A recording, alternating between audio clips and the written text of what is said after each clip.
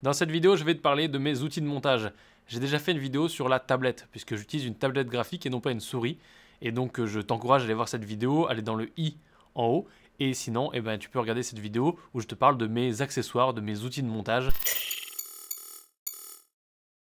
Je vais donc te parler d'outils qui ne sont pas indispensables et qui sont potentiellement pas bons pour toi. C'est-à-dire que, encore une fois, l'idée c'est d'aller plus vite, ou du moins de se faciliter la vie. Et donc du coup, ces outils-là vont te permettre de te faciliter la vie, que ce soit dans ton logiciel de montage ou dans n'importe quel autre logiciel. Mais si en les utilisant, tu te rends compte que ça ne te facilite pas la vie, que ça t'occupe plus le cerveau qu'autre chose, c'est pas un outil qu'il te faut, c'est pas pour toi. Premier outil que tu connais déjà, j'en ai déjà parlé, c'est le clavier spécial montage. Donc c'est un clavier qui est, tu dois le choisir selon ton logiciel. Donc il va avoir des touches qui sont, tu vois, avec toujours des lettres dessus, mais des touches qui sont d'une couleur particulière et qui sont avec les petits raccourcis, les petits icônes qui correspondent à ton logiciel. Donc ça, c'est très pratique pour apprendre les raccourcis et surtout, même si tu as tes raccourcis personnalisés, ça te permet de toujours avoir un point de repère sur le clavier. Je prends un exemple. Moi, ici, ces touches-là, elles sont plus du tout attribuées dans tous les logiciels à ce qu'elles font à l'origine. Mais ça me permet d'avoir des points de repère pour savoir que dans ma tête, les fonctions sont différentes. Et du coup, j'ai mes touches bleues ici, je sais ce qu'elles font. Ici, j'ai mes touches, je sais ce qu'elles font, etc., etc. Donc ça, il faut que tu vois comment toi, tu peux l'utiliser.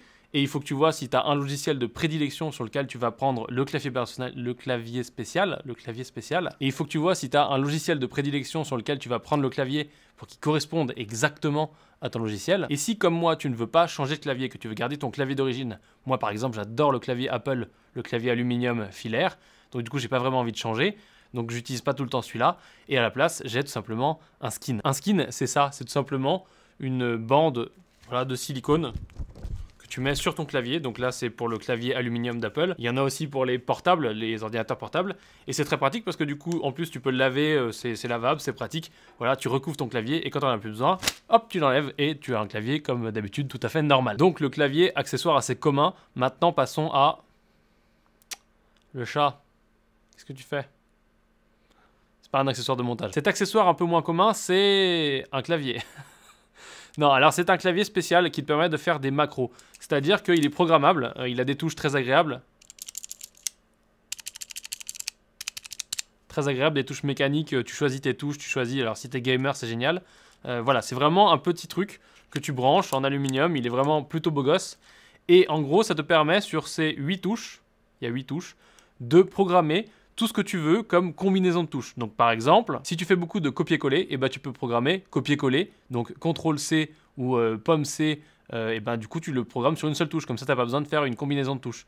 Et tu peux programmer plein d'autres touches, c'est vraiment très pratique. Et c'est surtout très pratique parce que si tu te retrouves dans un logiciel dans lequel tu as besoin d'avoir, je sais pas, par exemple, de faire des tâches hyper répétitives, et que c'est une combinaison de 1, 2, 3, 4 touches, entrée, sauter, espace, copier-coller, etc., pour renommer des trucs par exemple, tu n'as plus qu'à programmer là-dessus à l'aide d'un petit logiciel qui d'ailleurs ne fonctionne que sur PC et ça c'est galère. Et une fois que tu as programmé, tu n'as plus qu'à tout simplement appuyer sur la touche et ça fait ce que tu lui as demandé. En plus c'est plutôt sympa puisqu'il s'allume dans la nuit aussi, donc c'est pas mal. Moi je m'en sers beaucoup quand je fais de l'assistana sur Avid ou sur n'importe quel logiciel parce que ça me permet de faire plein de tâches répétitives juste en appuyant sur un bouton. Donc une fois que j'ai fait pendant une journée une opération 40 fois, tu peux être sûr et certain que les jours suivants, je prends ça, je programme l'opération et je fais tac tac tac tac tac tac tac et ça va vachement plus vite. Le fonctionnement de celui-ci, il est assez simple, c'est simplement tu le programmes, tu dois changer un petit switch derrière, tu le programmes avec un logiciel et une fois que tu l'as programmé, tu peux le brancher sur n'importe quel ordinateur et ça fera les raccourcis de touches. Tout est enregistré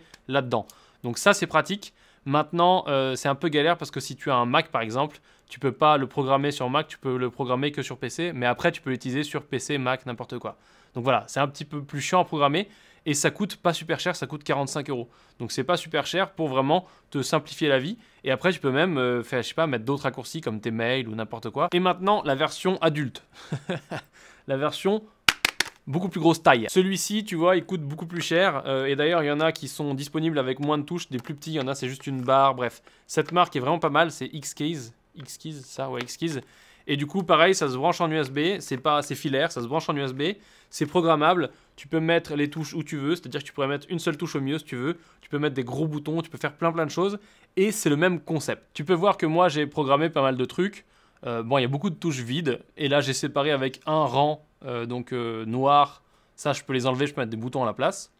Et donc tu peux voir que si j'appuie sur ce bouton, je peux ouvrir directement une fenêtre de mon navigateur et aller directement sur les commentaires YouTube. Un peu plus à gauche, tu vois que j'ai Naming Master, donc ça me permet de copier-coller le nommage d'un fichier, donc un nommage standard que je fais sur beaucoup de fichiers. Si on descend, on passe les rangs d'en dessous, je peux faire un export, un import, et en bas, les 1, 2, 3, 4, 5 me permettent de changer de caméra quand je fais des lives. Petit point méthodologie, que ce soit celui-ci à 8 trucs ou l'autre qui en a 120, je crois, j'utilise de la même façon. C'est-à-dire que j'essaye de les programmer pour qu'ils soient compatibles avec tous les ordinateurs sur lesquels je vais m'installer. Et du coup, je fais correspondre les petites vignettes et ce que je mets dessus sur les touches à chaque logiciel. Donc ça veut dire que par exemple, si je veux faire une fonction spéciale dans Premiere, dans DaVinci, dans n'importe quel logiciel, je vais attribuer dans DaVinci sur mes réglages clavier le bon raccourci. Et du coup, une fois que j'ai fait ça, j'attribue ce même raccourci dans le machin, dans la tablette. Et du coup, quand j'appuie dessus, et bah, il fait exactement ce que je lui ai demandé. Donc au final, c'est assez simple. J'ai juste à déplacer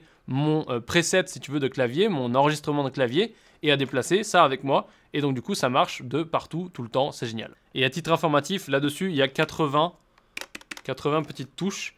Et tu peux transformer les touches qui sont en 1 comme ça en 2 touches. Donc du coup, ça fait des touches larges. Bref, tu peux faire plein de customisations. Le seul problème avec celui-ci, c'est qu'il est disponible qu'aux États-Unis, je crois, sur Amazon, parce que je l'ai acheté aux États-Unis. Mais sinon, il y a d'autres solutions que je te mets dans la description pour que tu puisses aller voir, explorer et avoir ton truc à toi. Donc tu vois, ça, c'est des super outils qui te permettent de faire donc, de la macro, c'est-à-dire que tu vas compiler plein d'actions en une seule touche au lieu de faire plein de combinaisons clavier, etc. En plus, il y a des touches de couleur. Tu peux choisir sur le dernier que ça s'allume en vert, en rouge ou en bleu. Tu peux aussi faire un truc qui est super génial, c'est tout simplement, tu appuies sur une touche, ça fait une action, et quand tu relâches la touche, ça fait une autre action. Donc ça peut faire par exemple copier-coller, donc tu appuies, ça copie, tu tiens la touche appuyée, tu te déplaces, tu vas sur ton document, tu relâches et ça colle. Et ça c'est super pratique parce que du coup tu peux faire une variété de trucs hyper géniaux. Génial. Et tu l'as compris bien entendu, ce truc-là il peut te servir pour Word, il peut te servir pour Excel, il peut te servir pour des jeux vidéo, il peut te servir pour plein de choses différentes. Pas que les logiciels de montage. C'est pour ça que par exemple moi j'ai programmé OBS, le logiciel avec lequel je fais les lives, et donc du coup je peux changer mes caméras en live, ce qui m'évite d'aller dans OBS, de regarder mes caméras et de checker, etc. etc. Donc voilà, c'est tout pour ces outils qui ne sont clairement pas obligatoires, c'est un plus, et encore une fois, il faut que ça te serve. Autant te dire que le 80 touches, je ne l'ai pas toujours sur mon bureau, parce que 80 touches, c'est chiant sur ton bureau, ça prend de la place. Mais le 8 touches, c'est vachement plus pratique pour faire certains petits trucs. Donc voilà, c'est une bonne option que tu peux explorer. Je te mets des liens dans la description pour que tu puisses voir et que tu puisses voir ce qui te plaît. Je te remercie d'avoir regardé cette vidéo, j'espère qu'elle t'a plu. N'hésite pas à mettre un petit commentaire pour me donner ton avis et ou partager toi tes astuces de montage et tes accessoires de montage. Et puis sinon, je te dis à plus dans la prochaine vidéo.